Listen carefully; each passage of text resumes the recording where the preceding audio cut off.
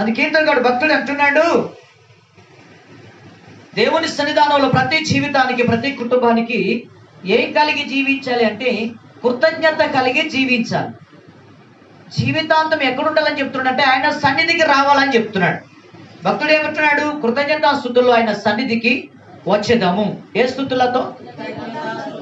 కృతజ్ఞత స్తుతులతో ఆయన సన్నిధికి వచ్చేదాం. చాలా మంది అనుకుంటారు నోటితో చెప్పేసి చేతులు చెప్పేసి కృతజ్ఞత స్తుతులే అని అనుకోవచ్చు. ఓకే, అవి కాదట్లేదు, కానీ వాటికంటే శ్రేష్టమైనది నోటితోని చేతులతోని మన బ్రతుకుతోని చెప్పే కృతజ్ఞత స్తుతులు. వాటితో పాటు కూడా మనలో క్రియలు కనబడాలి, అర్పణలు కనబడాలి, శ్రేష్టత కనబడాలి. మాట కాదు, మాట ఉండాలి, పనులు జరగాలి. చెప్పండి, మాట ఉండాలి, పనులు జరగాలి. దేవుని స్తోత్రం చెప్పండి, అందరూ చెప్పండి హల్లెలూయా. చెప్పండి హల్లెలూయా. దేవుని సన్నిధానంలో చెప్పండి, దేవుడు మనకి చేస్తున్న మేలు బట్టి ప్రార్థన ఉండాలి, మనలో దేవుని స్తుతించాలి.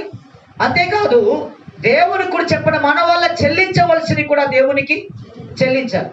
నేను మరలా మాట్లాడుతున్నాను, మన సన్నిధిలో ప్రార్థన ఉండాలి, దేవుని మనము కృతజ్ఞతాస్తులు చెల్లించాలి.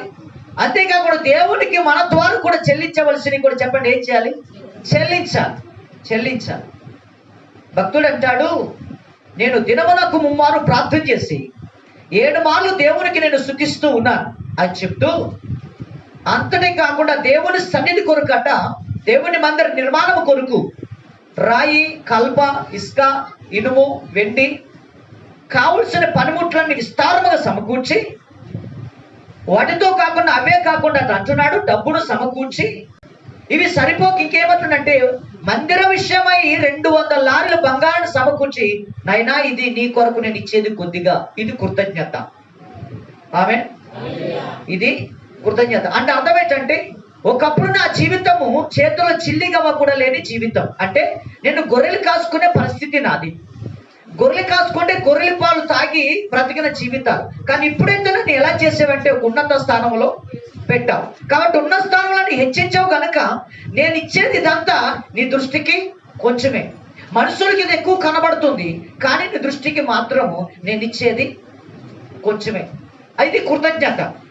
జాగ్రత్తగా వినండి. కృతజ్ఞత అనే దాన్ని మరొక కొంచెం క్లియర్గా అర్థమయ్యే ఒక మాట మాట్లాడుతున్నాను.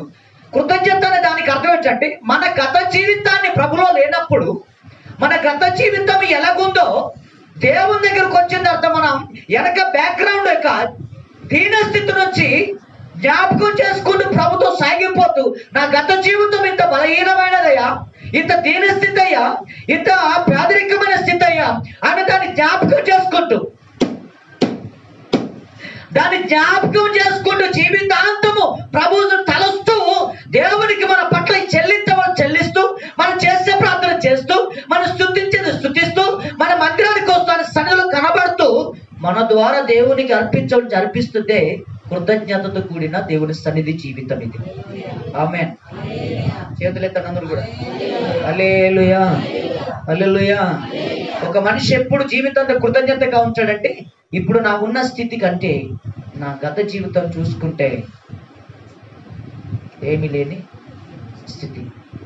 భక్తి లేదు, ఆత్మీయత లేదు, అప్పుడు ఒక స్థానం అనేది మనకు లేదు, ఒక స్థితి అనేది మనకు లేదు. నా గత జీవితం ఇది అని చెప్పండి జ్ఞాపకం చేసుకుంటూ దేవునికి చెందవలసిన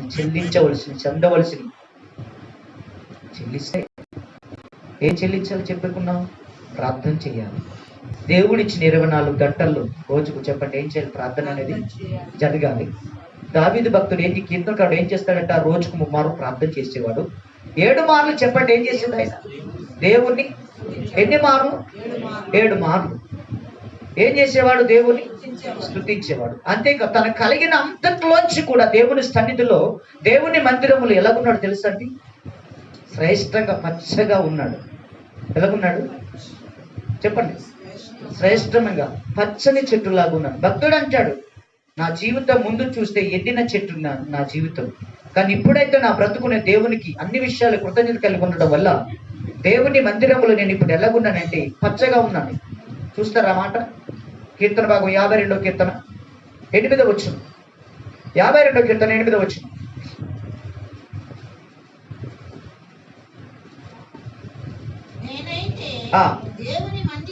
భక్తుడు అంటున్నాడు, నేనైతే ఎక్కడంట, నేనైతే మహాగణుడైన పరిశుద్ధుడైన సృష్టికర్తైన దేవుని మందిరములో పచ్చని ఒలివ చెట్టు వలె ఉన్నాను. దేవుని స్తోత్రం చెప్పండి అందరూ కూడా. ఏమంటున్నాడు? నేనైతే దేవుని మందిరములో ఎప్పుడు చూసినా ఎలాగున్నాడట? పచ్చగానే ఉన్నాడు. ఒక ప్రార్థనలోనా పచ్చగానే ఉన్నాడు, ఒక ఉపవాసములోనా పచ్చగానే ఉన్నాడు, ఆన్లైన్ లోనా పచ్చగానే ఉన్నాడు. దేవుని స్తోత్రం చెప్పండి. ఆదివారం పచ్చగానే ఉన్నాడు, ఇంట్లో ప్రార్థన పచ్చగానే ఉన్నాడు, దేవుని కొరకు ఖర్చు పెట్టడంలో పచ్చగా ఉన్నాడు, దేవుని పని చేయటంలో పచ్చగానే ఉన్నాడు, మందిర పరిసరలో దేవుని సన్నిధానంలో తను తాను పని చేయడానికి పచ్చగానే ఉన్నాడు, దేవుని కించుటలో పచ్చగా ఉన్నాడు, దేవుని పొందుకుంటలో కుండపోతగా పచ్చదనంగానే ఉన్నాడు. చెప్పండి కొట్టండి అందరూ కూడా. తను వ్యక్తిగతంగా మాట్లాడుతున్నాడు. ఈరోజు అంటాడు, సంగమా నేనైతే దేవుని విషయంలో ఎలాగ పచ్చగా ఉన్నానో, యేసు రక్తం కడగబడి రక్షణ పొందిన ప్రతి కుటుంబం, పరలోకం వెళ్ళవలసిన ప్రతి సంఘంలో ప్రతి కుటుంబం నా వల్ల మీరు దేవుని మందిర విషయంలో దేవుని కొరకు ధారాళమైన పచ్చని ఒలివ చెట్టులాగా ఉండాలి. ఎలాగుండాలి? పచ్చని ఒలివ చెట్టు. దేంతో పోల్చుకుంటున్నాడు ఆయన? పచ్చని చెట్టు అనలేదు ఆయన, పచ్చని ఒలివ చెట్టు వలె ఉన్నాను. ఒలివ చెట్టు దేనికి ప్రత్యేకిస్తుంది? ఎందుకన్నా ఒలివ చెట్టును ఎందుకు బైబిల్లో ప్రస్తావించి భక్తులంతా పచ్చగా ఎందుకు ఉండిపోయాడు? దేవుడు ఎందుకు అలా చేశాడంటే, దేవుడిచ్చిన ఉన్నతమైన జీవితాన్ని తన బ్రతు కాలమంతయు దివరాత్రములు దేవుడి మందిరములో చెప్పండి ఎలాగున్నాడు? పచ్చగా ఉన్నాడు. చెప్పాలి ఎలాగున్నాడు? పచ్చగా ఉన్నాడు. దేవుని స్తోత్రం చెప్పండి. ఒలివ చెట్టు కోసం ఒక ప్రత్యేకత చెప్తూ ఉన్నాను, చాలాసార్లు చెప్పాను, మళ్ళీ జ్ఞాపకం చేస్తున్నాను. ఒలివ చెట్టు ఎంత శ్రేష్టమో తెలుసండి. ఒలివ చెట్టు ఈ వేరు అడుగున ఉన్న ఏరు మొదలుకు లోన్న వేరు మొదలుకొని పై ఉన్న చిగురు వరకు కూడా ప్రియులరా అది ఔషధానికి పనిచేస్తుంది. దేని పనిచేస్తుంది? ఔషధానికి. నెంబర్ 1. నెంబర్ 2, ఒలివ చెట్టు నుంచి వచ్చే నూనె తీస్తారు. ఆ నూనె దేవుని మందిరముల బలిపీఠం దగ్గర నిత్యము వెలుగునివ్వడానికి పోసే నూనె ఒలివల నూనె. నెంబర్ 2. నెంబర్ 3, మూడోది ఏమిటంటే, ఆ ఒలివల నూనె ప్రార్థించగా ఆ ప్రార్థన తైలంగా మారిన ఒలివల నూనె యేసు రక్తముగా మారి రోగిని స్వస్థపరుస్తుంది. గట్టిగా అందుకంటున్నాడు, నేను దేవుని కొరకు పని చేయటంలో, దేవునికి గొప్పలు విప్పుటలో, దేవునికి సహాయము పడి అన్ని విషయాల్లో నేను దాతృత్వం కలిగి జీవించినందువల్ల ఇప్పటికీ నా జీవితం ఎలాగుందని అంటున్నాడంటే, నేను పచ్చగానే ఉన్నా, పని చేయటంలో పచ్చగానే ఉన్నాను, ఇచ్చుటలో పచ్చగా ఉన్నాను. ఎప్పుడు ఏ విషయంలో కరే పిడికి పట్టి పిసినారిగా మాత్రం లేను. మీకు మాట చెప్తున్నాను, మీరు వార్తలు గట్రా చూస్తారు, నేను చెప్పిన మాటలు వింటా, వార్తలు చూడ, పేపర్ కూడా చదవను. నాకేమైనా కొంచెం టైం ఉంటే బైబిల్ చదువుకుంటాను. దేవుని స్తోత్రం చెప్పండి. అంటే మీరు చూసేది తప్పని దానికి నేను విరోధిని కాదు. వార్తలు చూడండి, పేపర్ చూడండి, తప్పేం కాదు. కానీ మంచి విషయాలు వింటుంటారు కదా. వార్తల్లో పేపర్లో ఏం చేస్తామంటే, ఫలానా వాళ్ళు ఫలానా ఊర్లో, అమెరికాలో లేక ఫలానా అక్కడ ఇన్ని కోట్లు ఇన్ని కోట్లు ఏమైపోయి సిబిఐ వాళ్ళు స్కాన్ చేశారు, లేక ఇన్కమ్ ట్యాక్స్ వాళ్ళు గవర్నమెంట్ స్వాధీనం తీసుకుంది. ఇప్పుడు పచ్చని చెట్టు ఏమైంది? మీకు మాట చెప్తున్నా, వార్తలు చూస్తారు కదా, పేపర్లో స్టేట్మెంట్ చూస్తూ ఉంటాం, చెప్పిన మాటలు వింటూ ఉంటాను. నిన్న మాకు పెద్ద మీటింగ్ జరిగింది, అక్కడ చెప్పిన పని ఏమిటంటే,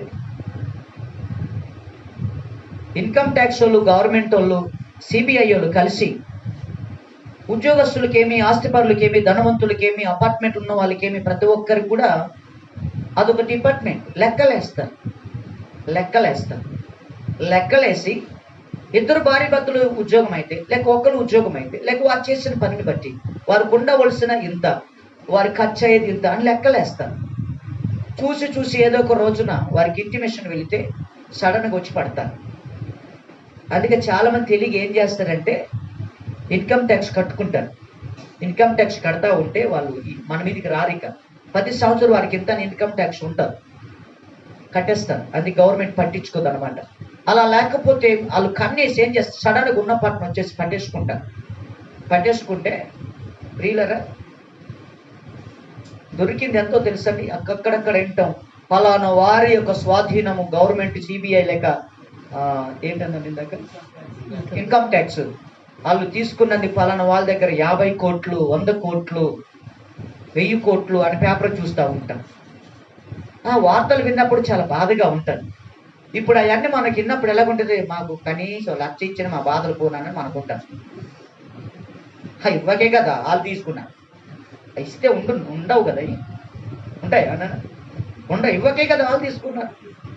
దీన్ని మనం లోకంలో ఒక మాట అంటాం, ఎందుకు అలాగుంటే అంటే పిల్లికి కూడా ఎవరికి మనిషికి పెట్టకపోతే పోని, మనిషి ఎక్కువ తింటుందా పిల్లి ఎక్కువ తింటుంది, పిల్లి ఎక్కువ తింటుంది మనిషి ఎక్కువ తింటుందా అంటే పిల్లికి కూడా పెట్టదు లేక మనుషులకి ఏం పెడతారు. వీళ్ళు మాట్లాడకుంటాయంటే మేము దేవుని కొరకు ఏదైనా చెయ్యగలము అంటారు, కానీ చివరికి వచ్చేసరికి పిల్లికి కూడా పిల్లి ఎంత తింటుంది, ఓ ముద్ద తింటుంది. అవునా? మనిషి ఎంత తింటారు, 2 బబ్బె బ్రెడ్లు వేసిపోతాయి. సాపిగా తింటే ఇంకో 2 ఎక్కుతాయి. దేవుని స్తోత్రం చెప్పండి. హల్లెలూయా. అందరూ చెప్పండి హల్లెలూయా. అంటే పిల్లికి బిచ్చం పెట్టరు, ఇక మనుషులకి ఏం పెడతారు? ఈ మాట కోసం వాక్యం చూపిస్తాను, నేను ఏది వృధాగా చెప్పను. వాళ్ళ మాటలకి వారి పనులకి ఏమాత్రం కనెక్షన్ ఉండదు. మాట చూస్తే నోట్లోంచి ఏదైనా దేవుని కోసం అంటారు, కానీ ఏ పరిస్థితి దాన్ని నేను వాక్యం చూపిస్తాను. అపొస్తలుల కార్యాలు 5వ అధ్యాయం, అపొస్తలుల కార్యాలు 5వ అధ్యాయం. అది ఎక్కడుందో యోహాను సువార్త పక్కన ఉంటుంది. కొత్త నిబంధన. Okay right. తన భార్య అయిన సప్పీరతో ఏకమై, ఏ మనిషి అట చెప్పాలి? అననీయ. చెప్పండి, అన్నయ్య కాదు, అననీయను ఒక మనుష్యుడు తన భార్య అయిన సప్పీరతో ఏకమై పొలమమ్మేను. ఏమమ్మేరు? రైట్, చదువు అదే. భార్య ఎరుకనే వాడు దాని వెలలో కొంత దాచుకొని, భార్య భర్తలు ఇద్దరు మాట్లాడి ఒకరినొకరు తెలుసుకొని అమ్మిన దాంట్లో వెలలో కొంత దాచుకొని కొంత తెచ్చి అపొస్తలుల పాదముల యొద్ద పెట్టి, కొంత తెచ్చి దేవుని సేవకుల యొక్క పాదాల యొద్ద పెట్టి, అప్పుడు దైవజనుడు అనే పేతురు, అననీయ నీ భూమి ఎలలో కొంత దాచుకొని పరిశుద్ధాత్మను మోసపుచ్చుటకు. పరిశుద్ధాత్మను ఎవరినట? పాస్టర్ గారిని కాదు, సంఘాన్ని కాదు, ఎవరిని? పరిశుద్ధాత్మ అంటే ఎవరు? దేవుడే కదా. పరిశుద్ధాత్మను మోసపుచ్చుటకు ఎవరంట? సాతాను ఎందుకు నీ హృదయాన్ని ప్రేరేపించాను? నీదే కదా. అమ్మిన పిమ్మట కూడా అది మీ ఇద్దరు భార్య భర్తల చేతుల్లోనే ఉంది కదా. దేవుని పక్కన పెట్టి ఈ డబ్బును ఎందుకు నువ్వు అలాగా సాతాను ఆలోచనలు పడిపోయి ఉద్దేశించావు? నీవు మనుషులతో కాదు దేవునితోనే అబద్ధమాడితివని ఇందాక చెప్పాను. నువ్వు మనుషుతోనే కాదు, పాస్టర్ గారితో కాదు, ఎవరితోని? దేవునితోనే. దేవుని స్తోత్రం చెప్పండి. దేవునితోనే అబద్ధం ఆడితేవి గనక ఈ మాటలు వినుచునే పడి ప్రాణము విడువగా. ఎవరు? ఆయన వారు.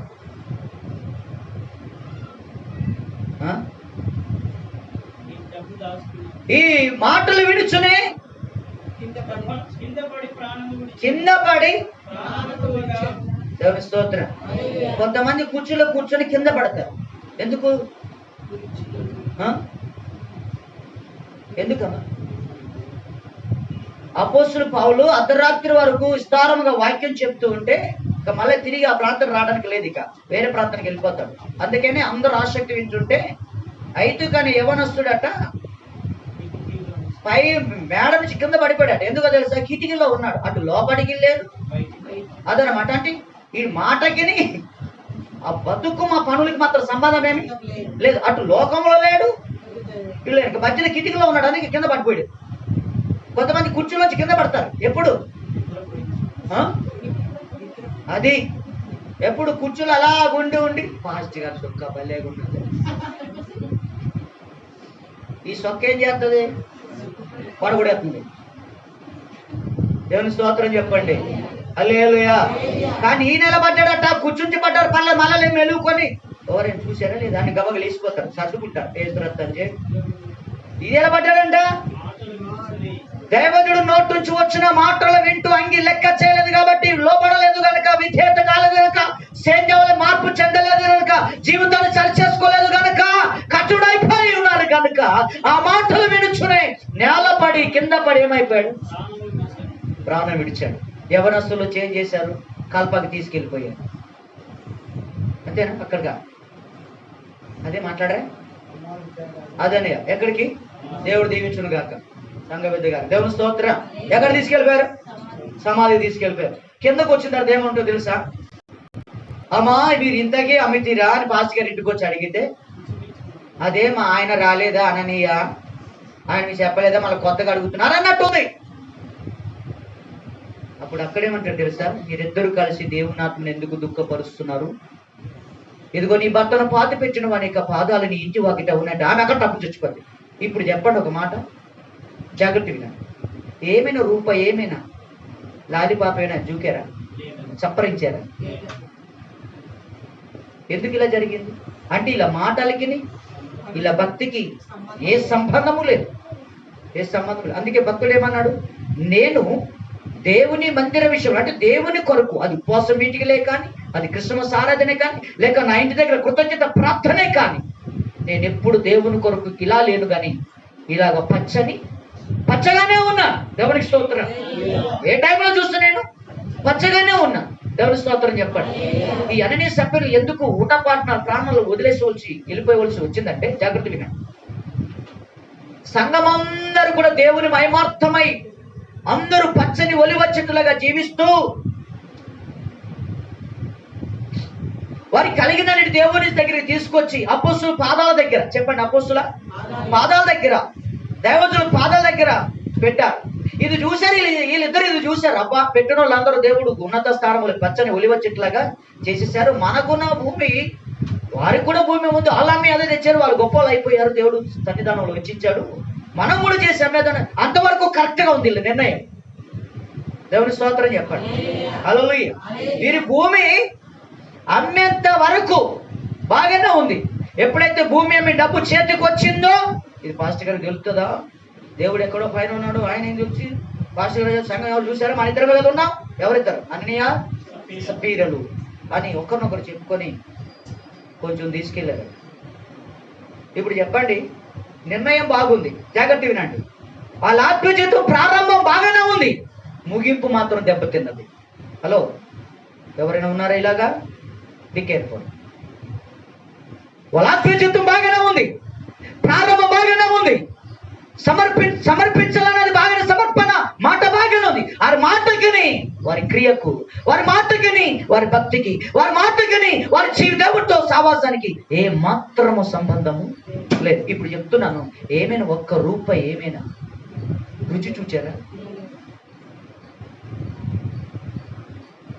భక్తుడు అంటున్నాడు, నేనైతే ఉన్నవారు కూడా ఏమో కానీ, నేనైతే దేవుని మందిర విషయం, దేవుని పని కొరకు, దేవుని మహిమార్థము కొరకు ఖర్చు అవ్వడానికి, ఖర్చు పెట్టడానికి పచ్చని ఒలీవ చెట్టు వల్లే ఉంది. చెప్పండి, పచ్చని ఏ చెట్టు? ఒలీవ చెట్టు. దేవునికి స్తోత్రం. హల్లెలూయా. ఇప్పుడు ఇన్కమ్ ట్యాక్స్ వాళ్ళకి పట్టేస్తారు, సిబిఐ వాళ్ళు పట్టేస్తారు అనుకోండి, వాళ్ళకి 50 కోట్లు దొరికేసినాయి, ఇంకా లెక్క పెట్టవలసిన చాలా ఉన్నాయి, 100 కోట్లు దొరికేసినాయి, ఇంకా చూడవలసి చాలా ఉన్నాయి అని పేపర్ స్టేట్మెంట్ టీవీలో వింటుంటాం కదా. అలాంటి విన్నప్పుడు మనకి ఏం బాధ కలుగుతుందో తెలుసా? ఇది ఎవరు పట్టట్టున్నారు ఇప్పుడే, కింద కూర్చొని కూడా పడుతున్న టాలెంట్ ఉంది. దేవుని స్తోత్రం చెప్పండి. హల్లెలూయా. ఇప్పుడు చెప్పండి, ఇది ప్రవచనమా కాదా? అల్లు మూసుకొని గిజగిజలాడి చెప్పేసి ప్రవచనమా? జరిగిందా లేదా? ఇక్కడ యేసు రక్తం చేయాలి. హల్లెలూయా, హల్లెలూయా చెప్పాలి. ఇప్పుడు నాకు ఇప్పుడు సత్యం, నా ప్రవచనానికి ఏమొచ్చంటే, అయినా దైవజనుడా నువ్వు నా తరపున ఉన్నావు కాబట్టి కుర్చీ మీద ఉన్న వాళ్ళే కాదు, కిటి మీద ఉన్న వాళ్ళే కాదు, కింద ఉన్న కూడా పడతారు, ఇది సత్యం అని మా కుర్రోడు రుజువు చేశాడు. దేవుడు దీవించును కాక. హల్లెలూయా. చెప్పాలి. హల్లెలూయా. సరే చెప్పండి. ఇది ఎలా ఉంటుందంటే వీళ్ళకి ఎలా ఉంటుందంటే ప్రియులరా, వీళ్ళు తీసుకొని వాళ్ళు తీసుకుంటే మనకు బాధ ఎలా ఉంటుంది, చాలా బాధ ఉంటుంది. కానీ ఇలాంటి విన్నప్పుడు, చాలాసార్లు విన్నప్పుడు నాకు బాధ ఉంటుంది. ఏడు తెలుసా, నా వైపు చూడండి, ఎంతో మంది అమ్మా అర్థం కాలేదు మీకు, ఎంతో మంది ఆహారం లేనోళ్ళు చెప్పండి, రోడ్ల మీద అనాథులుగా, దిక్కులేని వారిగా బ్రతుకుతున్నారు. అనాథాశ్రయాలు చాలా ఉన్నాయి, అనాథమైన పిల్లలు చాలా మంది ఉన్నారు. ఏ బాబు, గవర్నమెంట్కి ఇన్ని కోట్లు తగిలిట్టి బదులు నీ చేతులొచ్చి నువ్వు అనుకున్నది కొద్దో గొప్ప ఆ అనాథ పిల్లలకు, ఆ తిండి లేని రోడ్ల మీద దిక్కు లేకున్న వరకు పెడితే ఆ దేవుడు నీకు పచ్చని ఉలవ చెట్టులాగా చేయడా? దేవుని స్తోత్రం చెప్పండి. అది నేనంటాను. అందుకని క్రిస్టమాస్కి నువ్వు ఎన్ని వందలు పెట్టి, ఎన్ని వేలు పెట్టి నువ్వు బట్టలు కొనుక్కున్నా, దేవుని పేరిట నువ్వు ఒక 200 పెట్టు, ఒక 150 పెట్టు, లేక 100 రూపాయలు పెట్టు, ఒక సీర దేవుని పేరిట పెడితే నీవు జీవితం పచ్చని ఒలివ సెట్టే. లేదండి, నాది నేను కొనుక్కున్నాను 500, 600, 800, 1000 రూపాయలు, ఎదుటివారి పేరు 200 కూడా కొనుక్కున్నాను, కానీ నా వైపు చూడాలి. ఇప్పుడు కొనుక్కున్నాను కానీ ఆ 200 చీర నా చీర కంటే బాగుంది కాబట్టి అది ఇవ్వని ఇది ఇవ్వని, రెండు నాయి, యేసు రక్తం చే. అదేం పచ్చని చెట్టు అవుతావు?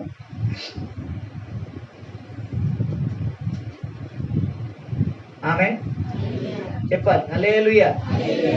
చాలా మంది ఈరోజు రాలేదు కానీ జాగ్రత్త వినండి. ఒక ఆయన, ఓ యవనస్తుడు, ఇలాంటి రమేష్ లాంటి, పొద్దులేసి కారు తుడుతాడు, కొత్తగా తుడుచుకున్నాడు.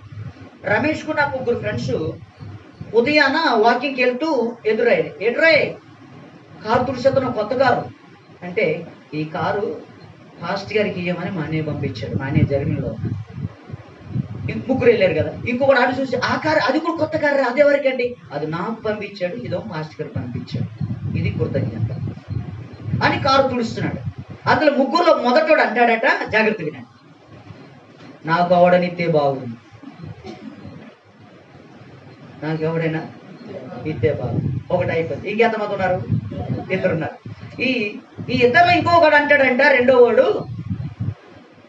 అలాంటనే నాకున్నా బాగుంది అని. అది జాగ్రత్త వినండి. ఆన్సర్ మీరు చెప్తురు కానీ 2 అయిపోయింది. ఇంకొకడు ఉన్నాడు కదా. ఈ 3వవాడు అంటాడట, నేను ఆ అన్నేలాగా నేనుంటే చాలా బాగుండు, నాకు ఇది పచ్చని చెట్టు, ఇది కృతజ్ఞత. ఆమేన్. దేవుడు దాన్ని విని, ఆకాశం అందున్న దేవుడు భూమి మీద జరుగుతున్న మనుషులకు పరిస్థితిని చూసి, 3వవాడు ఉన్నాడే, నేను అన్నిలాగా ఉంటే బాగుండు, అనేకులు పెట్టేవారిగా, నేను అలాగా పచ్చని ఒలివ చెట్టులాగా ఉంటే బాగుండు అనుకోని ఆ రోజు అనుకొని మర్చిపోయాడు. అనుకున్న మాట అనువాడులో ఉన్నవాడు విని, ఈ 3 ఆయనకి అమెరికా ప్రాంతంలో కారు దాచేసే కంపెనీకి వానర్ అయిపోయాడు. చెప్పగలుగుతాను. ఆమేన్. అద్భుతం. ఉన్న 2 జీవితాలు అలాగే ఉన్నాయి. 3వవాడిని దేవుడు దృష్టిలో పెట్టుకున్నాడు. జాగ్రత్త నా ప్రియ దేవుని బిడ్డలారా, దేవుని వాక్యం వింటున్నారా? భక్తుడు అంటున్నాడు, ఏమన్నాడు? మూలవాక్యాలు ఏమంటున్నాడు? 2వ వచనములో, కృతజ్ఞతాస్తుతులతో ఆయన సన్నిధానికి వచ్చేదాము. వచ్చిన ప్రతి ఒక్కరు ఖాళీ హృదయముతో ప్రియులారా వచ్చి నిండు హృదయముతో వెళ్ళాలి. వచ్చిన ప్రతి వారు ఖాళీ చేతులతో రాకుండా సమర్పణ చేసే పరలోక దీవెనలు ప్రియులారా లెక్కలేనంతగా, పట్టజాలనంతగా దేవుని శోధించి దేవునికి పరలోకపు యొక్క నిధులలోంచి పొర్లి పొంగేటట్లుగా పట్టుకెళ్ళాలి. ఆమేన్. దేవుడు అంటాడు, మీరు ఇచ్చి నన్ను శోధించండి, పరలోకం నుంచి చెప్పండి. ఏమంటాడు? ఆకాశ వాక్యంలా నింపి, ఏ వాక్యంలో? ఆకాశపు వాక్యంలా నింపి పట్టజాలనంత. ఇది చాలా శ్రేష్టమైన మాట. అందరూ ఎప్పుడు మాట పట్టజాలనంత అంటే సిబిఐ వాళ్ళు, ఇంకేమన్నా ఇన్కమ్ ట్యాక్స్ వాళ్ళు కూడా పట్టుకోలేనంత, లెక్క పెట్టలేనంత అని చెప్పాలి. ఇక దేవుని స్తోత్రం చెప్పండి. పట్టజాలనంత. నీవు, నీ భర్త, లేక నీ భార్య భర్తలు, నీ పిల్లలు, నీ ఫ్యామిలీ, మీ అందరూ ఉన్నదానికి కూడా ఇంకా పట్టజాలనంత. దేవుని స్తోత్రం చెప్పండి. ఏమన్నా ఈ తాలూకు ఆ తాలూకు ఉన్నవారు కూడా ఆపద అని వచ్చినప్పుడు మీరు చెయ్యి దారాలంగా చాసి మీరు లెక్క పెట్టలేనంత. ఒక మాటలు చెప్పాలంటే యోబు అంత, ఒక మాటలు చెప్పడంటే అబ్రహాం అంత, ఇంకో మాట చెప్పాలంటే ఇస్సాకు అంత, ఇంకో మాట చెప్పాలంటే అపోస్తుల కార్య 10 కొర్నేలంతా. దేవుని స్తోత్రం చెప్పాలి.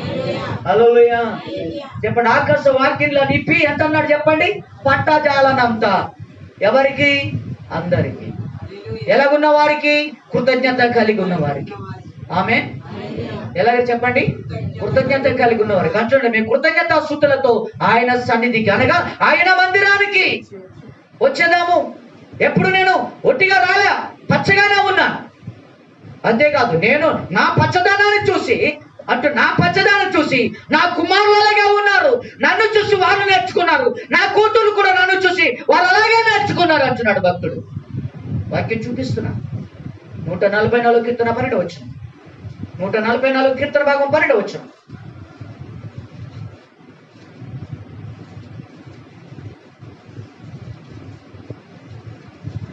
త్వరగా భక్తుడు అంటున్నాడు, నేను ఎలాగైతే దేవుని మందిరంలో పచ్చగా ప్రతి విషయంలో సాకారంగా ఉన్నానో నా కుమారులు తన జీవితములో యవ్వన కాలంలో ఎదిగిన మొక్క, యవ్వన మొక్క ఎలాగా ఉంటుందో నన్ను చూసి నా కుమారులు, నన్ను చూసి నా కుమార్తెలు ఇలాగా ఉన్నారు. ఒకసారి నా వైపు చూడండి, నాకు టైం లేదు. నా వైపు చూడండి, నేను చెప్పేసి 2-3 రేపు చూపించి నేను ముగిస్తాను. దేవుని స్తోత్రం చెప్పండి. హల్లెలూయా. ఇక్కడ కుమారులు ఉన్నారు, కుమార్తెలు కనబడతా ఉన్నారు. ఏమంటాడంటే నాకు కుమారులు ఉన్నారు, అంతేకాదు నాకు కుమార్తెలు కూడా ఉన్నారు. నేను దేవుని మందిరములో నేను చేసేదాన్ని, నేను ఇచ్చేదాన్ని, నేను పొందుకునే ఆకాశ వాక్యులు పట్టదారులుగా తెరవబడి నేను అనుభవించేదాన్ని నా కుమారులు చూసి నా కుమార్తెలు చూశారు. ఇప్పుడు నా కుమారులు నన్ను చూసి ఏం చేసుకుని తెలుసా? దేవుని కొరకు వారు కూడా మొక్కలుగా ఉన్నారు. మొక్కని దేన్ని అంటాం? పచ్చగా ఉన్నదానేనా? నవనవలు ఆడేదాన్నే కదా. ఎలాగున్నారంట? మొక్కలుగా ఉన్నారు. అంటే చిన్న వయసులోనే ఉన్నతమైన ఆశీర్వాదాలు పొందుకున్నారు. వయసు చిన్నది కానీ వీళ్ళు నా వయసు వచ్చేసరికి నాకు మించిన స్థానంలోకి నా దేవుని దగ్గర పచ్చగా ఉండిపోతారు. అలా ఉన్నారని పిల్లలు, అలాగా నా పిల్లలు ఉండాలని నీకు వద్ద ఆశ? నీకు ఆశ ఉండాలంటే నువ్వు నేను కూడా ఇలాగ చేయాలి. నేనైతే నా దేవుని మందిరంలో నా దేవుని కొరకు ఏ విషయంలో సరే పచ్చగా ఉన్నా. ఆమేన్ అంటే పసుపు రాసుకోనా? అది కాదు, ఆశీర్వాదం ఇచ్చేద్దాం. దేవుని కార్యాలు జరిపిస్తూ, దేవుని మాటకు లోబడుతూ, విధేయులైతూ. దేవుని స్తోత్రం చెప్పండి. అలాగే నా కుమారులు ఉన్నారా? నా కుమార్తెలు అనుకోరు తెలుసా? నగరానికి పట్టణానికి కాపు కాసే గోడ కట్టడం మూలలో ఈ గోడకి ఆ గోడకి నిలబెట్టే, ఈ గోడకి ఆ గోడకి నిలబెట్టే, ఈ వైపు ఆ వైపు గోడకి నిలబెట్టే మూలలో ఉన్న స్తంభం ఎలా ఉంటుందో ఆ గోడకి ఈ గోడకి కరెక్ట్ సరిచేసేది నా కుమార్తెలు కూడా ప్రజలకు చూసేవారికి అలాగ ఉన్నారు. నాకు మించి నా కుమారులు, నాకు మించి నా కుమార్తెలు దేవుని విషయంలో పచ్చని ఒలివ చెట్టు అని మూల స్తంభాలుగా ఉన్నారు. సంఘానికి భుజాలు కాచేస్తా ఉన్నారు నా కుమార్తెలు. ఎక్కడదయ్యా? నా జీవితాన్ని చూశాను. నేను ఇచ్చడంలో నేను పొందుకుంటున్నాను. నా భక్తులు, నా ఆనాడు ప్రార్థనలు, ఉపవాస ప్రార్థనలు, మందిర ఆరాధనలో, ప్రతి ఇంటింటలో ప్రభు సన్నిధానంలో ఎక్కడ ప్రార్థన జరిగినా నేను చేసే సన్నిధానంలోని ప్రభువు నాకు ఇచ్చిన ఆశీర్వాదాలు, నేను చేసే ప్రతి సమర్పణ నా కుమారులు చూశారు, నా కుమార్తెలు చూశారు. వారు నాకంటే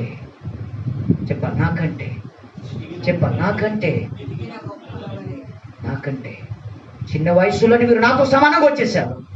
నా వయసు వచ్చేసరికి నా కుమారులు, నా కుమార్తెలు రెండంతలుగా, అంటే చెప్పాలంటే పట్టజాలనంతగా చెప్పాలి. ఇక అంతలోనికి వెళ్ళిపోతున్నారు. దేవుని స్తోత్రం చెప్పండి.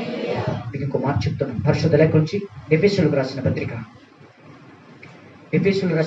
5వ అధ్యాయం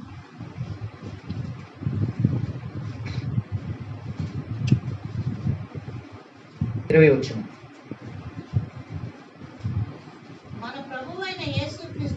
మన దేవుడు మన ప్రభు అయిన యేసుక్రీస్తు పేరట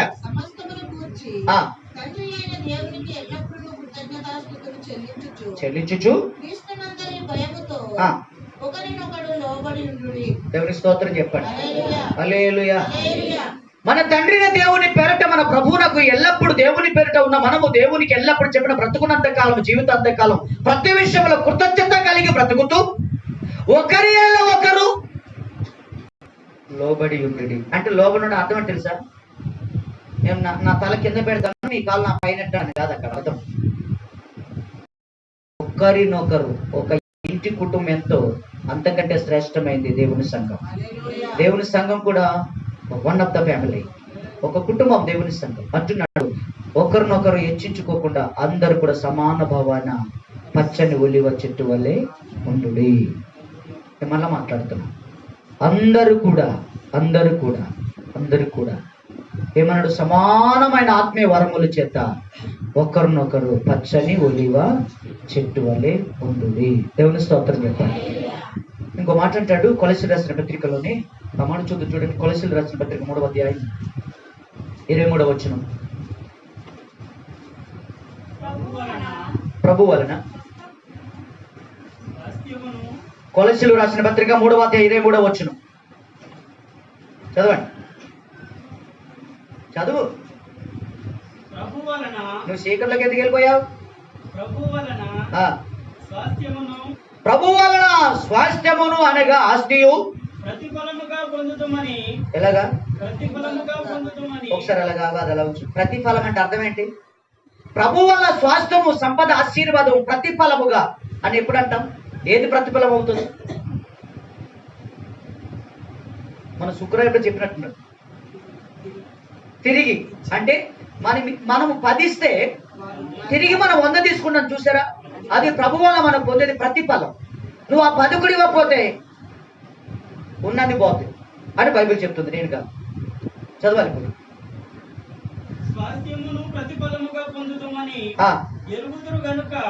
మనకందరికి దేవునికి ఇస్తే దేవుడు మనకు 100 ఇస్తాడు. మనకి అందరికి ఇది మనకు ఎరుగుదుము కనుక అందరికి తెలుసు కనుక మీరేమి చేసినాను అది మనుషుల నిమిత్తమును కాక ప్రభు నిమిత్తమని. మీరేమి చేసినాను ఇది పాస్టి గారి కోసమే చేస్తున్నాడు, లేదు ఊరి వారి కోసం చేస్తున్నాడు అని కాక, సంఘం కోరిగా చేస్తున్నాడు కాక, ప్రభు నిమిత్తమని, సృష్టికర్తన ప్రభు మన రక్షకుడైన ప్రభు నిమిత్తమని పూర్తిగా చేయుడి.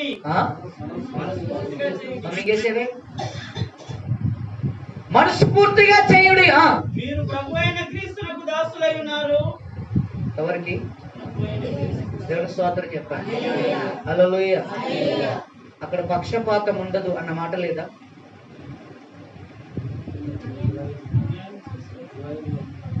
దేవుని స్తోత్రం చెప్పండి. హల్లెలూయా. అందరూ చెప్పండి హల్లెలూయా, హల్లెలూయా. ఏమంటున్నాడు చెప్పండి? మనుషులకు చేసే మన కాకుండా దేవునికి చేస్తున్న మన దానితో ఉన్నాడు. అలాగే ఎవరైతే ఉంటారో దావీదు భక్తుడు కీర్తనకారుడు వల్ల చెప్పండి ఎలాగుంటాము? ఏ సమయంలో చెప్పండి? పచ్చని ఒలివ చెట్టు. ఎన్ని కర్నూలట రాని, ఎన్ని సునామీలట రాని, ఎన్ని కరువు కటాక్షలంట రాని. ఇందాక ఆరాధనలో పాట, నేను ప్రతి పాట గమనిస్తాను. ఆరాధనలో పాట పాడుతూ శివరం ఏమో తెలుసా? సారేపాతు విధవరాలు వలె అని చెబుతూ తర్వాత ఏమో తెలుసా?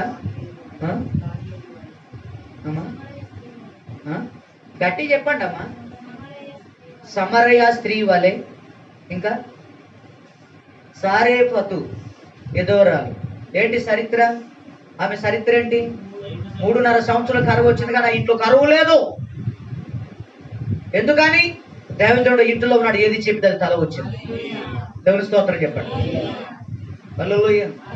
అందరూ చెప్పండి హల్లెలూయా. చెప్పాలి హల్లెలూయా. 3.5 సంవత్సరాలే.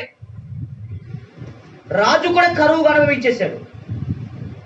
దేవుని బిడ్డలకు కరువులే. ఎందుకని? తల వచ్చిందంటే దైవజనుడు మాట, మీరు యెహోవాకు భయపడి అంతే విన్నది. 3.5 సంవత్సరాలు అక్కడున్న దైవజనుడు తల్లి కొడుకు మాత్రమే కాదండి, అక్కడ ఆహారం ఉందని అనేక మంది వచ్చారట. ఆ కరువు కాలంలో చాలా మంది దేవుని సన్నిధానంలో జీవాహారము తిన్నారని చెప్పాలి. అది పచ్చని ఒలివ చెట్టు. ఆమేన్. హల్లెలూయా. పచ్చని ఒలివ చెట్టు. పచ్చని ఒలివ చెట్టు ఏం చేస్తే తెలుసా?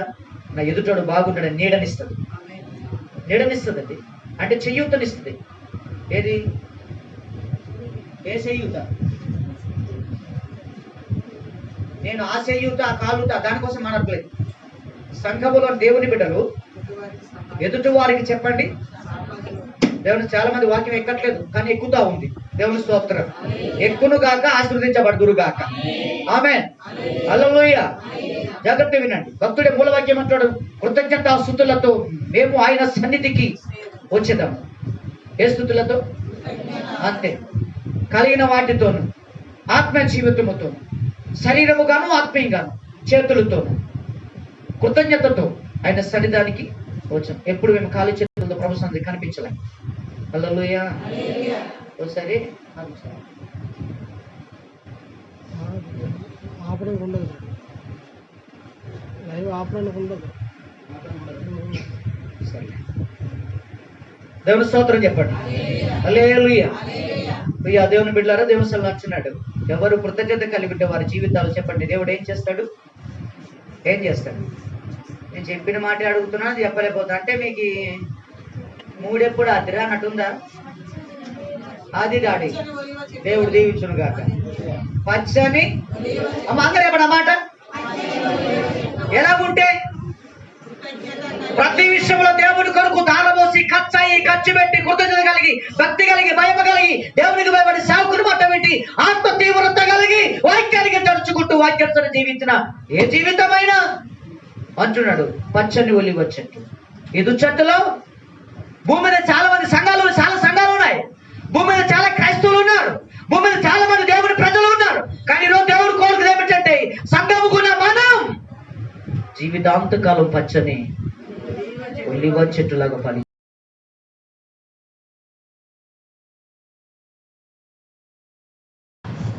ఇయుడు మీకు ఇవ్వబడు, ఇవ్వకండి మీకు ఏది అదేం చెప్పరు. హల్లెలూయా చెప్పాలి. హల్లెలూయా. అడుగుడి మీకు యేసురత్నం. ఏంది అడగాలి? నేను నీ సన్నిధానంలో పచ్చని దేవునికి స్తోత్ర. ఇంత కారు దగ్గర ముగ్గురు వెళ్ళారు కదా, ఆ ముగ్గురు ఏది అడగాలి? లేదా రెండు కాళ్ళు నాకు వచ్చేయాలని అడగాలి. మూడో వ్యక్తిది అడగాలి. దేవుని స్తోత్రం చెప్పండి. సరే, ఫైనల్ గా మీరు ఎలాగ వింజుకున్నా సరే కానీ ఇది చక్కగా ఎక్కినట్టు నాకు అర్థమవుతుంది. ఫైనల్ ఒక మాట, సామెతల గ్రంథం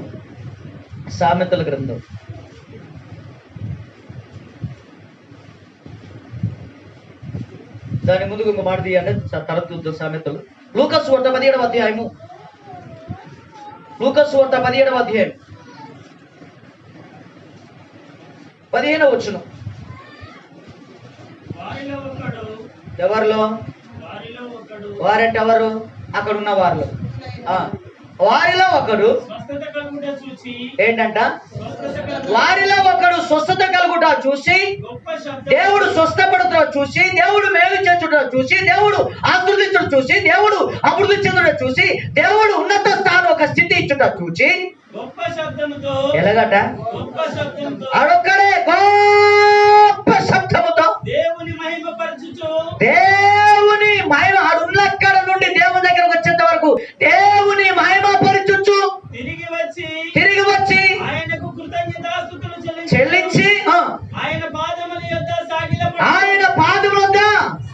సాగిలపడెను. వాడు సమరయుడు. దేవుని స్తోత్రం చెప్పండి. ఎలా పడ్డాడు? సైలెంట్గా వచ్చా? ప్రభా, నువ్వు చేసిన దాన్ని బట్టి, నువ్వు ఇచ్చిన దాన్ని బట్టి నీకు నమస్కారం, బాయ్, వెళ్ళొస్తాను అన్నాడా? దేవుడు ఆయనకి చేసిన దాన్ని బట్టట చూడండి. 10 మంది కుష్ఠరోగులు వచ్చారు. ఎంతమంది? అక్కడ 10 మంది వచ్చారు. మనం చాలా మంది ఉన్నాం, బయటకు చాలా మంది ఉన్నారు, లోపల చాలా మంది ఉన్నాం, ఇంకా చాలా మంది రాలేదు. అక్కడ 10 మంది యేసుప్రభు దగ్గరికి వచ్చారు. మనం అందరం ఎలాగొచ్చామో ఈ రోజు దేవుని దగ్గరికి, అలాగే వాళ్ళు వచ్చారు. వచ్చి 10 మంది కూడా అడుగుతున్నారట, ప్రభు మేము కుష్ఠరోగులం కాబట్టి మాకు శుద్ధులుగా చేయవా అని అడిగితే ఆయన అన్నారట, ఉన్నక్కడే ఉండి వాళ్ళకి ముట్టుకోలేదు, తాగలేదు, ఏమి అడవిడి చేయలేదు. ఎట్టని అన్నాడు, ఆ మాట చదివించండి, మీరు ఊర్లోకి వెళ్ళిపోండి అన్నాడు. ఎట్టని నమ్మకముతో ఆయన మాట అంటే మాటే, ఆయన ఏదంటే అదే జరుగుతుంది. ఎస్, అది సంతోషంగా వెళ్తున్న మార్గ మధ్యంలో ఊరికిలోకి వెళ్ళకుండానే మధ్యలో చూసుకున్నప్పుడు అంటే ఇది తెలియకుండానే చెప్పండి, ఇలా కుష్ఠరోగం అంతా పోయింది. దేవుని స్తోత్రం చెప్పండి. ఎందుకు పోయింది? వీరికి తెలియకుండానే వీళ్ళ కుష్ఠరోగం అంతా పోయింది. ఎందుకు పోయింది? వాళ్ళు యేసు దగ్గరకు వచ్చి వాళ్ళ బాధ చెప్పుకున్నారు. చెప్పాలి, యేసు దగ్గరకు వచ్చి వాళ్ళ బాధను చెప్పుకున్నారు. ఈరోజు మీకు మాట చెప్తున్నాను, మనకున్న అలవాటు ఏమిటంటే ఈ మనిషితో ఆ మనిషితో, వీళ్ళతో వాళ్ళతో మన బాధలు, మన ఇబ్బందులు చెప్పుకుంటాం. కానీ అది కరెక్ట్ కాదు, నాకు అనవసరం. కానీ వారిలాగా దేవుని దగ్గరకు వచ్చి, మందిరానికి వచ్చి, దేవుని సహవాసానికి వచ్చి దేవుడితో చెప్పుకుంటే మార్గ మధ్యములోనే మన సమస్యలు పోతాయి, సాల్వ్ అయిపోతాయి, తీరిపోతాయి. అంటే ప్రార్థన చేయరు. మార్గ మధ్యలో చూసుకుంటే అందరూ బాగుపడ్డారు. అందులో ఒక్కడు మాత్రమే తిరిగి వచ్చి ఇలా సైలెంట్గా వచ్చాడా? గొప్ప శబ్దంతో. ఇప్పుడు ఏదైనా అరిసేమనుకో నలుగురు వింటరా? విన్న వాళ్ళందరూ అడుగుతారు, అడగరా? ఏంటి ఆ గొడవ, ఏంటి అరుపులు, ఆడు ఎందుకలా కేకలేస్తున్నాడు, ఏంటి ఆ శబ్దం ఏంటి, ఆ ధ్వని ఏంటి? అడుగురా? అడిగిన వాడికి ఇలా చెప్తున్నాడు, పనికిరాను నా శరీరాన్ని పవిత్రపరచడు ఆయన, మందులేని నా రోగాన్ని మాటతో స్వస్థపరచడు ఆయన. ఆయన కాదా దేవుడు అన్నాడు. ఆమేన్. ఆయన పరిగెత్తుకుని వచ్చి చెప్పండి ఏం చేశాడు? శాస్త్రంగా సాగిల్లిపడి మీకు మాట చెప్తున్నాను. చేశాడంటే ఆర్భాటము. ఆసుపత్రికి వెళ్ళినా ఇన్ని డబ్బులు దారపోస్తున్నా కానీ పని జరగలేదు. ఇదే డబ్బంతా దేవుని కోసం దారపోస్తానని పెట్టాడు. ఉన్నతమైన దేవుని సన్నిధిని ఏర్పాటు చేశాడు. దేవుని స్తోత్రం చెప్పండి. దేవుని కొరకు ధారాళంగా కృతజ్ఞత కలిగి కార్యాలు జరిగించాడు. ఆయన మాట అలాగే ఉంది, ఆయన పని అలాగే ఉంది. ఆమేన్. హల్లెలూయా. ఈరోజు ఇక్కడ ఉన్న వారందరూ కూడా దేవుడి చేత ఎన్నో మేలు ప్రతి సంవత్సరం ప్రతిరోజు పొందుతూనే ఉన్నాం. నేను అంటున్న మాట ఏమిటంటే, పచ్చని ఒలివ చెట్టులాంటి జీవితాలు దేవుడు అందరికి దయచేయను గాక, అన్ని కుటుంబాలు ఇలాగ ఉండును గాక. ఆమేన్. చివరిగా ఫైనల్ గా అన్నాను కదా, సామెతల గ్రంథం 11వ అధ్యాయము, సామెతల గ్రంథం 11వ అధ్యాయం 25వ వచనం.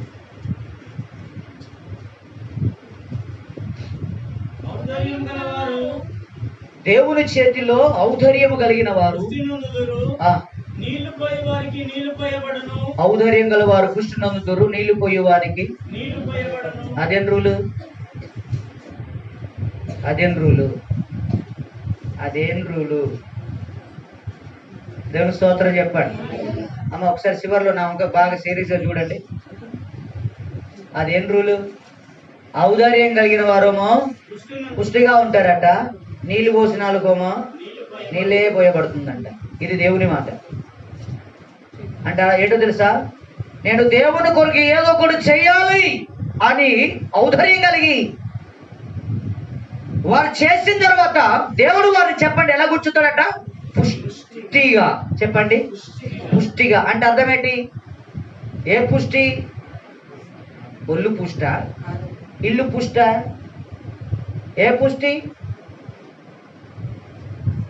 పుష్టి అంటే ఏంటి అసలు? పుట్టుకు మచ్చ. ఇదే నాలో పుష్టి అంటే తెలియదా? పుష్టి వేరు, ముష్టి వేరు, కుష్టి వేరు.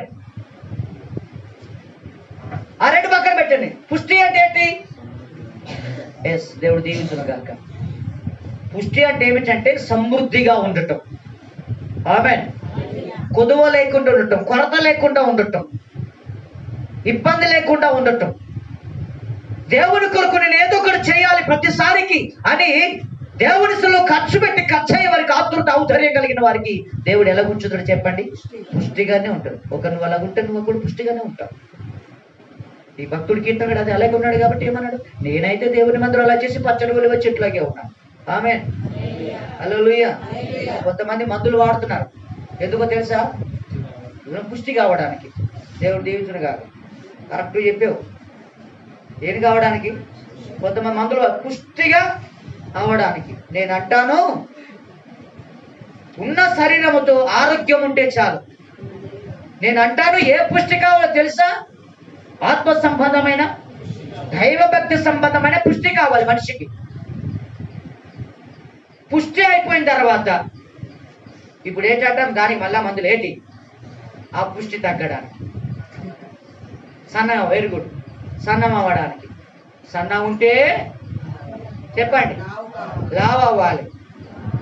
ఏమాత్రం లావు? ఒక వజురు సైజు చాలా. దేవుని స్తోత్రం. ఒకవేళ లావు ఉంటే అక్కడి నుంచి సన్నగా ఎంత వరకు? ఎంత సన్నం?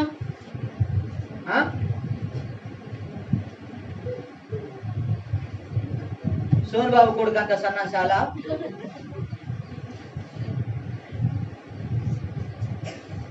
నిన్న ఎవరిగానే అడుగుతా, నిన్న మొన్న కానీ నేను ఇంట్లో ఉన్న లైట్గా నా మాట వినబడుతుంది.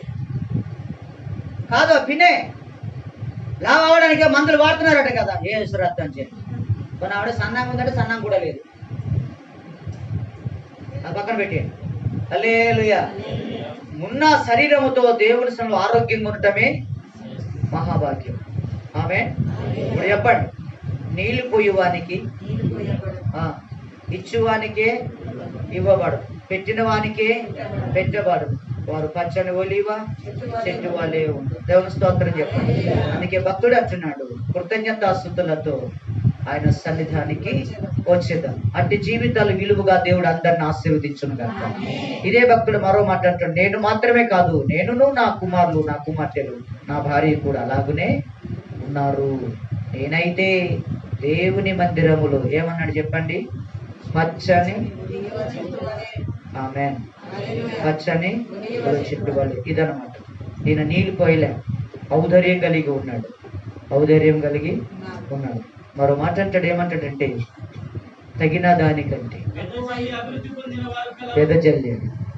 ఎవరు పచ్చగా ఒలివ చెట్లు ఉంటారు తెలుసా? వెదజల్లి. తగిన దానికంటే వెదజల్లి. చెప్పాలి తగిన దానికంటే తగిన దానికంటే వెదజల్లి. తగిన దానికంటే వెదజల్లి. వాళ్ళు ఏం చేశారు చెప్పండి? అభివృద్ధి. అదేనా? తగిన దానికంటే ఆశీర్వాదం లేక అభివృద్ధి లేక పచ్చని ఒలివ చెట్టు. అందరి చేతులెత్తి దేవుని స్తోత్రం చెప్పండి. తగిన దానికంటే వెదజల్లి దేవుని సంధానములో. కీర్తన భక్తుడి కుటుంబంలాగా మా ప్రతి కుటుంబము ఆశీర్వదించబడును గాక. దేవుని చేత పట్టజాలనంత ఆకాశ వాక్యంలో మన విషయములు విప్పబడి పట్టజంత ఆశీర్వాదాలు పొందుకుందాము గాక. అది పిల్లల మీద, తల్లిదండ్రుల మీద, పెద్దల మీద, కుటుంబాల మీద, సంఘాల మీద కుమ్మరించబడును గాక. అలాగా ఉండండి. ప్రార్థన చేసుకొని వెంటనే సెలవు తీసుకుందాం. ఆమేన్. వాక్యాన్ని ఆస్వాదించును గాక. వాక్య జీవితాలు కలుగును గాక. నిలబడండి. అందరూ ఇక్కడ చిన్నగా నిలబడండి.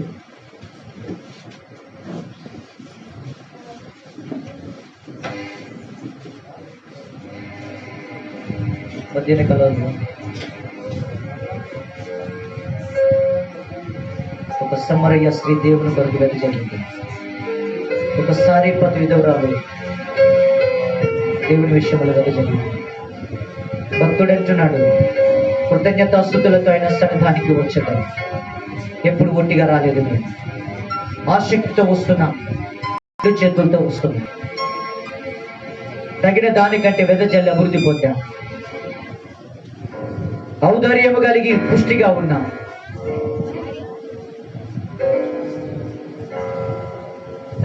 మధ్యాహ్న కాలంలో ప్రభు సన్నిధానములో మనమెందుకు ఇవి ఇలాగ జీవించకూడదు?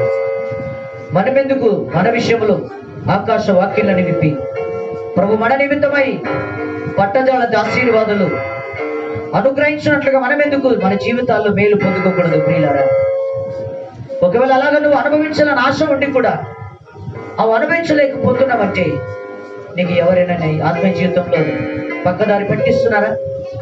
ఒకవేళ నీ భర్త, ఒకవేళ నీ భార్య, ఒకవేళ నీ ఇరుగు పొరుగు వారా, నీ పక్కనున్నవారా, నీ ఎదుటిన్నవారా, నీ చుట్టూ ఉన్నవారా? జరిగిందో జరిగింది, ఎంతవరకు అది పక్కన పెట్టు. ఈ సమయంలో ఇప్పుడు మాత్రం భక్తుడు కీర్తనగాడు అంటున్నాడు, నేను కృతజ్ఞతాస్తుతులతో ఆయన సన్నిధికి నేను రాగా ఆయన నన్ను దేవుని సన్నిధానములు పచ్చని ఒలివ చెట్టు వలె నన్ను చేశాడు. నన్ను మాత్రమే కాకుండా నా ఇంటిలో ఉన్న ఇల్లాలి కూడా అలాగే చేశాడు. ఆయన మమ్మల్ని మాత్రమే కాకుండా నా కుమారులను, నా కుమార్తెలను కూడా అలాగనే చేశాడు నా తండ్రి. మేము తగిన దానికంటే వెదజల అభివృద్ధి పొందాం. మేము ఎప్పుడు ఖాళీ చేతులతో ఉండడం కానీ, ఎప్పుడు నీళ్లు పోయడం కూడా మా జీవితంలో చూడలేము. ఒక మనిషి ఎప్పుడు దేవునికి కృతజ్ఞత కలిగి ఉంటాడంటే తన గత జీవితాన్ని జ్ఞాపకం చేసుకుంటున్న వాళ్ళు జీవితాంతో దేవుని కృతజ్ఞత కలిగి, జీవితంలో ప్రభు సన్నిధానంలో ఒక ప్రత్యేకమైన దాతృత్వం కలిగి, దేవుని కొరకు ప్రత్యేకమైన ఔదార్యం కలిగి సంతృష్టి పొందేవారిగా ఉంటారు. పచ్చని ఒలివ చెట్టు వలె ఉండడానికి యోగ్యులుగా, కారకులుగా, ధన్యులుగా వారు మార్చబడతారు. మధ్యాహ్న కాల సమయంలో ప్రభు సన్నిధానములో దేవుడు ప్రేమతో నిన్ను చేర్చుకొని నువ్వు మందిరానికి వచ్చిన ఇంట్లో బయలుదేరి అడుగు అడుగున దేవుడు నిన్ను చూస్తూ నీ ఇంట్లో బయలుదేరి మందిరానికి వస్తున్నప్పుడు ఆయన నిన్ను చూసి నిన్ను మురిచిపోయి ప్రేమ కలిగి ఈ దినాన్ని ఆశీర్వాదాలు పొందుకోవాలని, నీవు మాత్రమే కాదు ఈ ఆశీర్వాదం నీతో పాటు ఆగకుండా నీ కుటుంబానికి కూడా కలగాలని,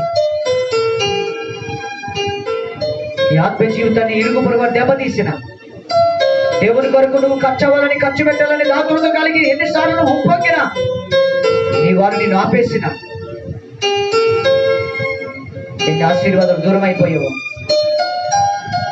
పచ్చని ఒలివ చెట్టులాగా ఉండవలసి నీవు ఆ సారము లేకుండా ఆరిపోతున్న పరిస్థితిలో ఈ రోజును వింటే, ఈ రోజున సమర్పణ కలిగి విన్న వాక్యాన్ని బట్టి, నీకున్న తీర్మానాన్ని బట్టి నీవు నీ భక్తుల కీర్తనకారులకు మనం కూడా తీర్మానం చేసుకుంటే ఈ దీవెన మనకు మన పిల్లలకు రాదా? ఈ దీవెన మనకు మన కుటుంబానికి రాదా? ఉన్నవారి ఇంటి వారి కూడా ఉన్న కుటుంబం గొడవ ఏమో కానీ నా తండ్రి, నేనైతే నా దేవుని విషయంలో ప్రతి విషయంలో ప్రతి దానికి పచ్చగానే ఉన్నాను, ప్రతి విషయంలో పచ్చగా ఉన్నాను.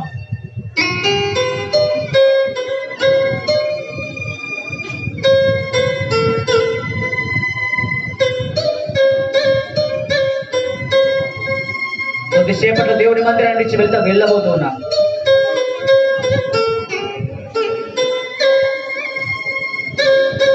నా జీవితం నా కుటుంబం కూడా పచ్చని ఒలి వచ్చినలాగా జీవించే ఔదార్యాన్ని మాకు దయచేయండి ప్రభు.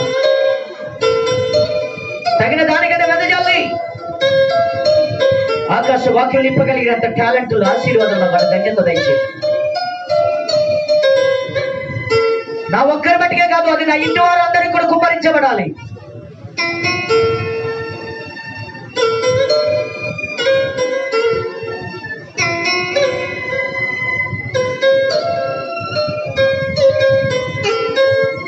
ఈ మధ్యాహ్న కలశంలో నీ విన్న వాక్యాన్ని బట్టి ప్రియాదేవుని తీర్మానం ఏంటి?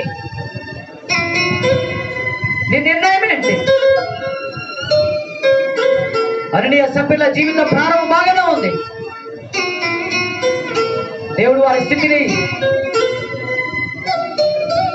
అభివృద్ధి చేసిన దాన్ని బట్టి వారి పరిస్థితి తారుమారయ్యింది. ముగింపు బాగులేదు, వారి జీవితం మధ్యలో దెబ్బతిన్నది. అలాగ వద్దు మనకు. కీర్తనగాడు అడిగినట్టుగా, కీర్తనగాడు చెప్పినట్టుగా కృతజ్ఞత అశుద్ధులతో ఆయన సన్నిధానం చేరి దేవుని సన్నిధానంలో ఎల్లప్పుడు పచ్చని వలి వచ్చండి వలే దేవునికి భయపడి సేవకుని బట్టి వింటూ వాక్యంలో నిలబడుతూ ఆత్మహత్యలుగా జీవించడమే ధన్యత. ఆరాధన చేసేటప్పుడు ఆరాధనలో వినలేదా? సరే, పది విధవరాలు దేవుడి సన్నిధిలో ఎంత ఆతుర్యం కలిగి ఆతురత కలిగి ఉంది, ఔదార్యం కలిగి ఉంది, దేవుడి సన్నిధిలో ఎంత కృతజ్ఞత కలిగి ఉంది.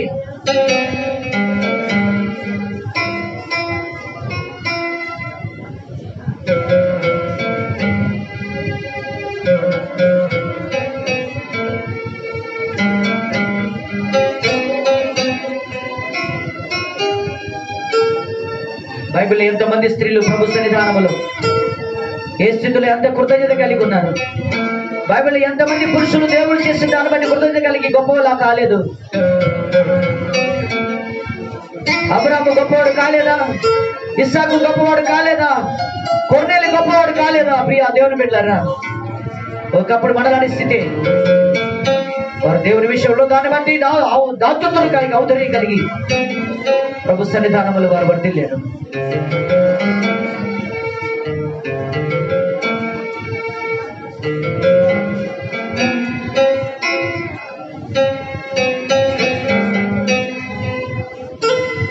సమరయ స్త్రీ పరిస్థితిని చూడండి.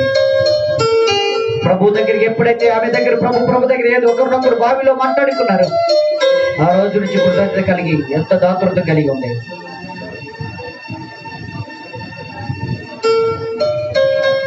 ఇదిగో దేవా నా జీవితం ఆపాదమస్తకం నీకంకితం. ఇదిగో దేవా నా జీవితం ఆపాదమస్తకం నీకంకితం. శరణం నీ చరణం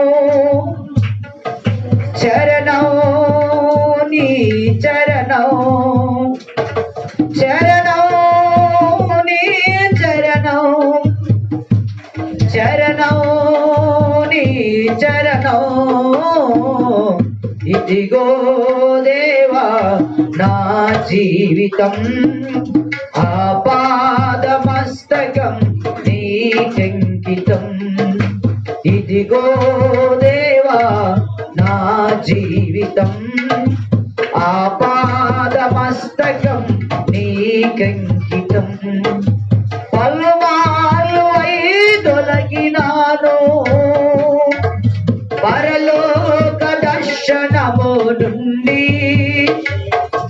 విలువైన నీ దివ్య పిలుపుకు నే తగినట్లు జీవించనైతే పలుమార్లు తొలగినాను పరలోక దర్శనము నుండి విలువైన నీ దివ్య పిలుపుకు నే తగినట్లు జీవించనైతే అయినా నీ ప్రేమతో నన్ను దరి చేర్చినావు అందుకే గైకొనుము దేవా ఈ నా శేష జీవితం అయినా నీ ప్రేమతో నన్ను దరి చేర్చినావు అందుకే గైకొనుము దేవా ఈ నా శేష జీవితం ఇదిగో దేవా నా జీవితం ఆపాదమస్తకం నీకంకితం అందరం ఇదిగో దేవా నా జీవితం ఆపాద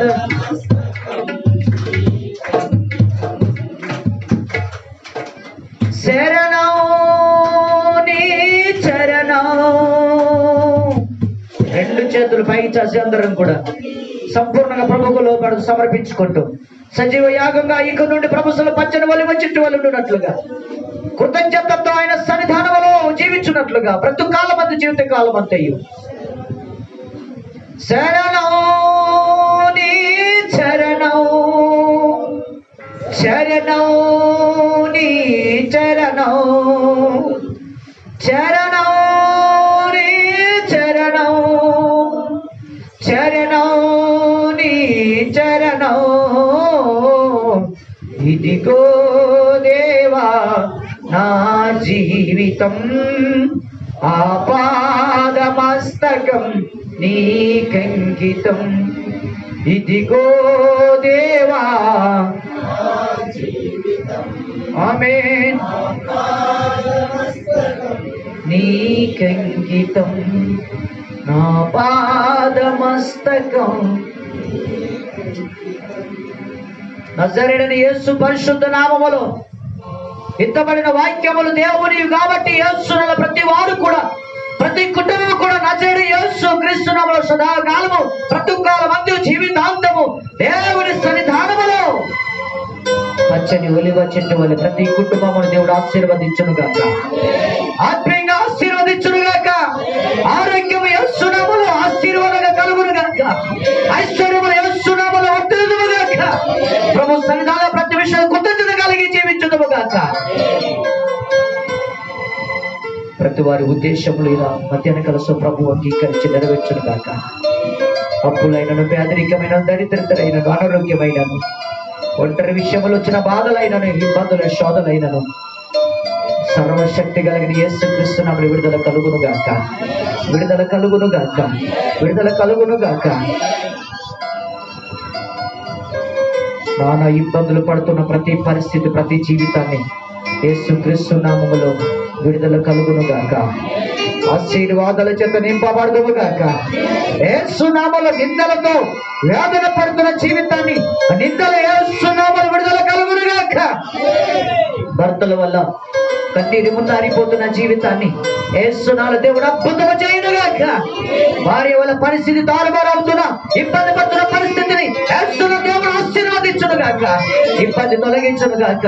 పిల్లల వల్ల వ్యతిరేకతలు యేసునామములో విడుదల కలిగి అద్భుతము దేవుడి చెంత మేలు పొందునుగాక. ఈ సమయంలో ప్రతి జీవితానికి యేసునామములో దేవుడి ప్రసన్నత కుమ్మరింపబడునుగాక. ఆకాశం నుంచి వర్షం వచ్చి నేలను తడిపినట్లు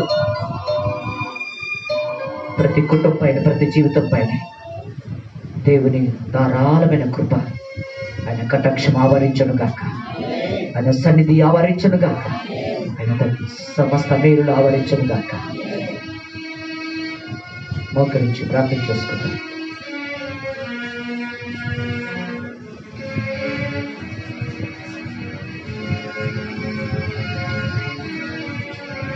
ఇంతబడిన వాక్యం జీవితాలు మన జీవితాల్లో దేవుడు కలిగించగలన. ఈ వారం ఎందుకు రాని చాలా మంది దేవుడు వారితో మాట్లాడలేగన, వచ్చిన వారిని ప్రత్యేకమైన మేలుతో నింపలేగన ప్రార్థించగలను. సంఘ చిన్న ప్రార్థన చేస్తారు, అందరూ ప్రార్థనలోకి